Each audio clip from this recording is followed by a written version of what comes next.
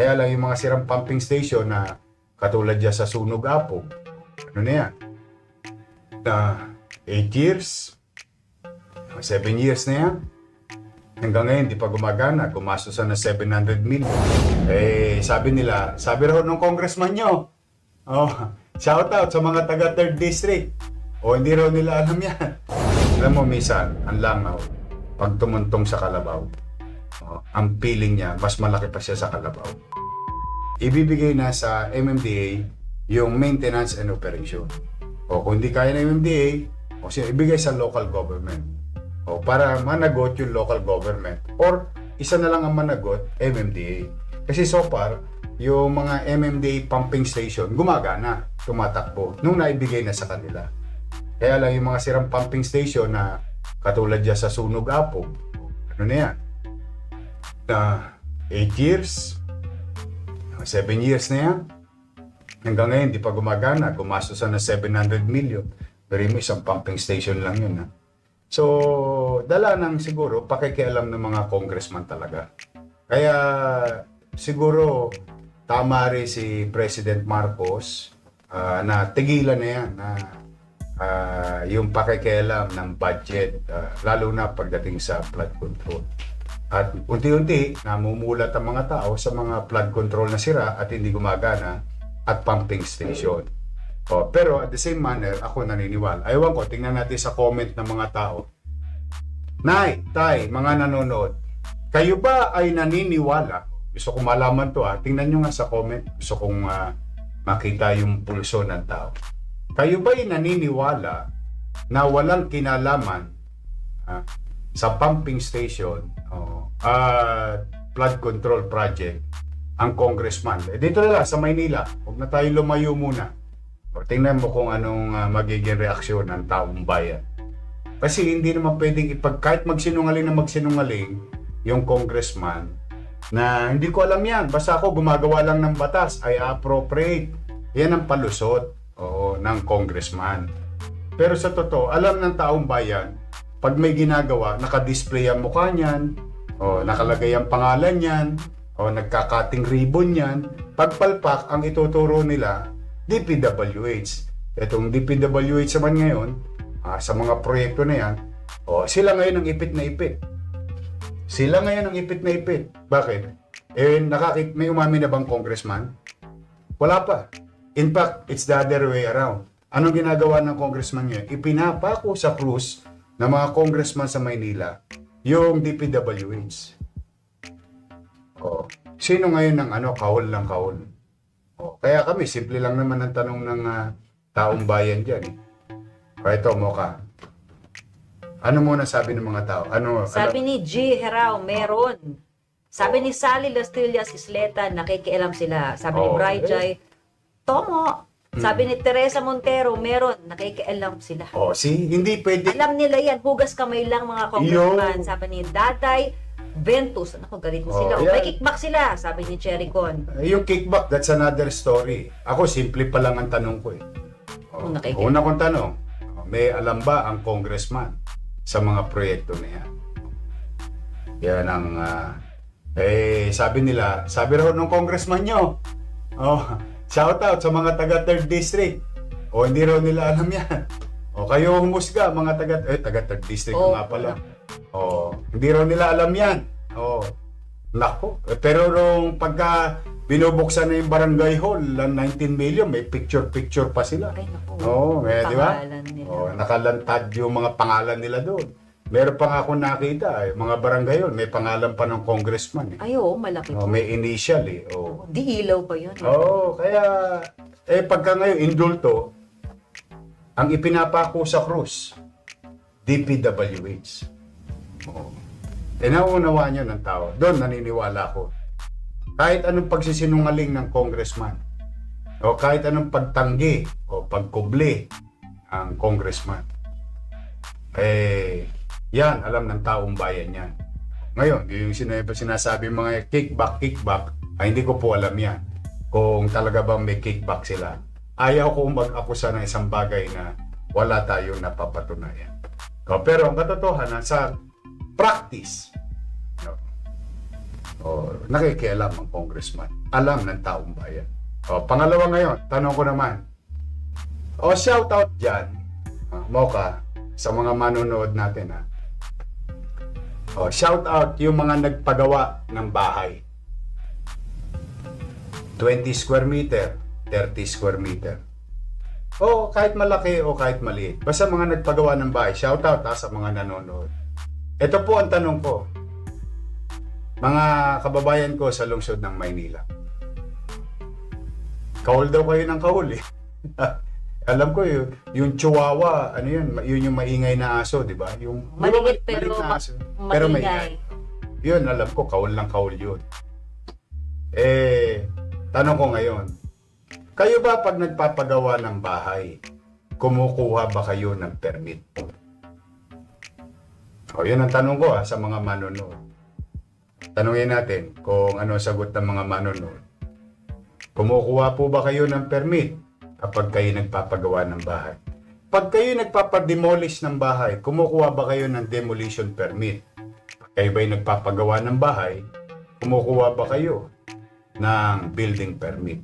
O, bakit sa inyo, maliit na lupa, maliit na bahay, dahil sa pagsisikap mo, pag-iipon mo, pagpupunyagi mo, o naayayos mo sarili mo, gusto mo maayos yung tahanan mo, kukuha ka ba ng permit mo ka? Opo, sabi ni Adam Rich Manansala Sanding, dapat may permit. O, dapat daw. O, kailangan ba talagang may permit? Sabi ni Teresa Montero, yes po, from barangay to City Hall. O, tama. O, yun. Alam na alam nila. Alam na alam ng taong bayan. Ang tanong naman namin ngayon, paano kayo nakapag-demolish ng property ng gobyerno o sa mga congressman na nag-i-excuse ngayon na manggagawa lang daw sila ng batas? O, nabisto lang kasi kayo. Nabisto lang kayo. Kung di kayo nabisto, walang problema. Nabisto kayo, iyakin kayo. Kaya yan ang nangyayari. Pagka kayo makapag-akusa, wagas. Kami hindi nag-aakusa. Ayan, dyan. O. Bakit pag ang congressman na nagpapagawa, true, DPWH, siya naman din na may sinabi, di ba? Inamin naman niya. Bakit walang permit? Pag congressman, exempted. Pag meron na pong batas na ganoon, kikilalanin natin. Pero yung batas kay Juan de la Cruz na nagpapagawa ng maliit na bahay, nire-require mag-permit.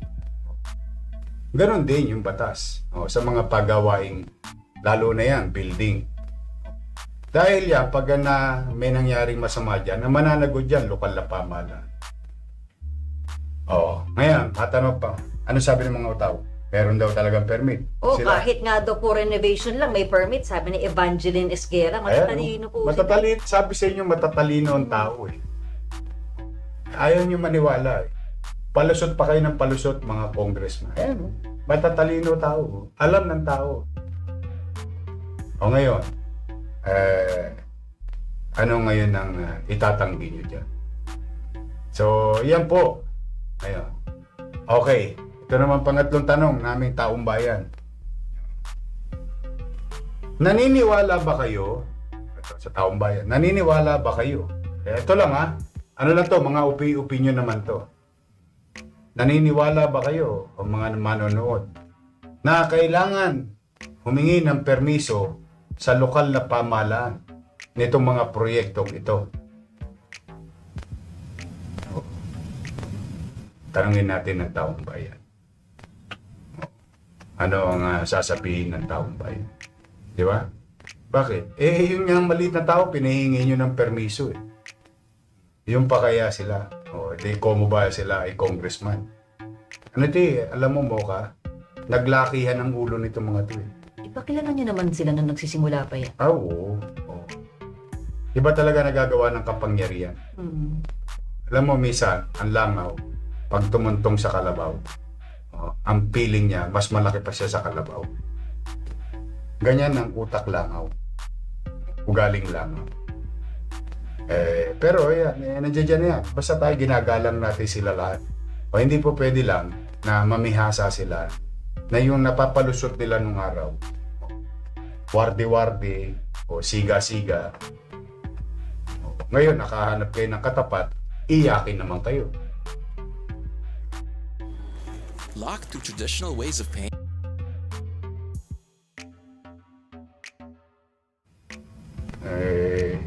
Ako nga, minsan, sana pag nag-imbestiga sila sa labas ng Kongreso, para pagka libelous yung akusasyon nila.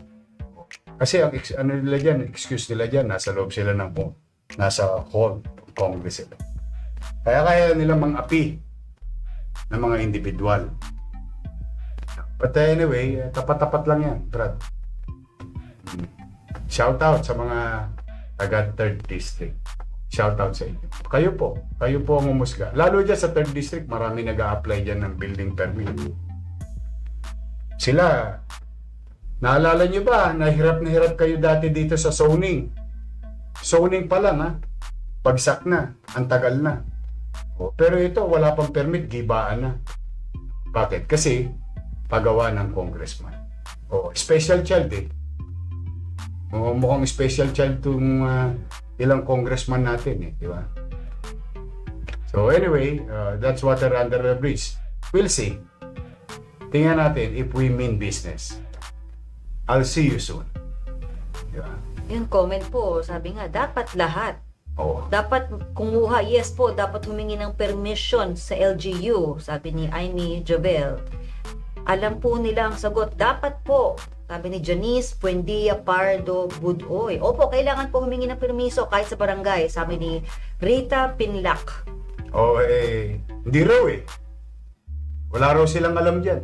Ito pa magandang sinabi ni Rhea Joy F. Selim, yes, dapat. Malakas ang loob nila kasi nasa posisyon sila. Pero pag tulad lang namin na maliit na tao, aping-api sa ginagawa nila, hindi nagiging patas. See? Yan ang nararamdaman ng tao. Shout out sa iyaking congressman. Yan mga nakakuha lang kayo ng katapat eh. Pero tingin ko marami na nagsisisi dyan. Kaya, tingin ko naman. Meron namang araw pa rin. So, okay. So, yan po. Kaya lagi kayo mag-iingat dahil itong problema natin sa baha tuwing umuulan ay hindi mawawala agad-agad. Pero, rest assured, in our own little way, hindi po tayo titigil na linisin yung ating mga drainage system. Natutuwa lang ako kanina, maraming nagpapadala sa akin ng mga messages. If there is any consolation, nakita nila yung tubig malinis. Kasi nawawala na po yung mga burak eh. Nakukuha na po natin. So, ingat lang po. O ngayon, usapang permiso. May nagsasabing congressman sila lang daw yung yung ang tawag dyan, parang politika yung statement. Ito, wag na ako kayo lumayo. Ito patunay. Una, si Erwin Cheng, hindi natin yan kapartido. Pero inaprobahan ko lahat yung programa niya. Si Congressman Maceda, hindi rin natin yan kapartido. Baka kasi pinalalabas ito mga politika di ba? Eto alam na taga Maynila to. Alam na taga Maynila, hindi pwedeng ipagkaila to sa Maynila. Kabago-bago pa lang naman ang eleksyon. Si Congressman Erwin Cheng. Daming programa, daming project. Nagpunta, sabi ko, basta, ito, kukunin mong permiso. Kukunin mo to. Kukuha. Inaprobahan ko. Hinarangan ko ba yung ikabubuti ng taong bayan? Hindi. Ganun din kay Congressman Maceda. Hindi ko rin yung kapartido. Inaprobahan ko din. Maganda yung isang project ni Congressman Maceda. Sige, approve. Kaya lang, kayo ba? Gagastos kayo ng 19 million pera ng taong bayan. Gagawa ng barangay hall. No? Tapos, sa bangketa. Tapos tatakpan yung eskwelahan. Tama ba yun? Aprobahan mo ba yun? Unang-una, tama rin siya. Tama rin siya. na marami ng barangay hall na nasa bangketa sa Maynila. O tapos dadagdag pa siya. So, ibig sabihin, yung mali, gusto niya ipagpatuloy kasi nagmukhang tama. Magiging tama lang kasi congressman siya. 19 million yun. Nasaan ang perang taong bayan? Ngayon. Ito, distrito. Pagitan ng 3rd District at 4th District. Kinansel ako to. Dito ko yata in-announce yun eh. Kinansel ako to. Bakit? Hindi humingi ng permit. Nung humingi ng permit, inaprobahan ko. Ayan, aprobado. Pagawain ng DPWH. District 3 and District 4. Ito yung di masalang. Bakit kailangan humingi ng permiso? Kasi kailangan namin gumawa ng traffic plan. Isasara yung tulay eh. Hindi niya yung magugulat ang taong bayan. Tanong, ikabubuti ba to ng taong bayan? Opo. Kakampi ko ba sa politika yung si Joel Chua? Hindi. Kakampi ko ba sa politika si Edward Maceda? Hindi. Distrito ba nilang dalawa to? Opo. Inaprobahan ko ba? Opo. Approve. Ayan. Kaya, anong nangyari? Nakagawa ngayon ang MTPB ng traffic plan sa pagsara ng kalsada ng tulay ng Dimasalang. Ano ang maganda rito? Ayan po, approve po. Ano po maganda rito? Nagbayad po sila ng buwis.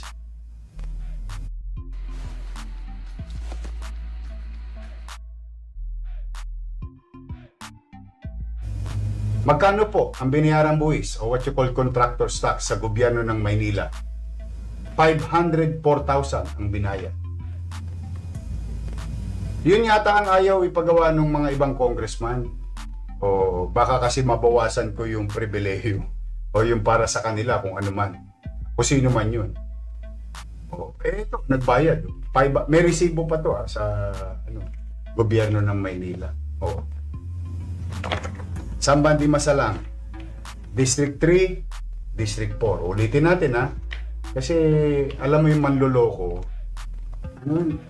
Lawyer, sorry. Hindi ko tuloy ma-pronounce ang maayos eh. Kasi minsan napapansin ko yung lawyer na congressman, nagiging liar na congressman. Binubuli. Bully? Nahuli lang, nabisto lang kayo. Kaya umiiyak kayo. Ito, sa inyo to, sa distrito nyo to. DPWH. Kakampi ba sa politika? Hindi. Kung politika lang ang pag-uusapan, kaligtasan ng taong bayan ang iniisip ko eh. Yung convenience ng taong bayan eh. Plus yung mga regulatory power ng local government. Ibinalik sa akin, nag-apply, binigyan ko, inaprobahan ko, nagbayad ng buwis, legal ngayon. Kaya pag tinanong ka ng taong bayan mo bakit sarado ang Dimasalang X number of date, X number of time? Kasi may gagawin. Para saan? Sa ligtas at maayos na tulay.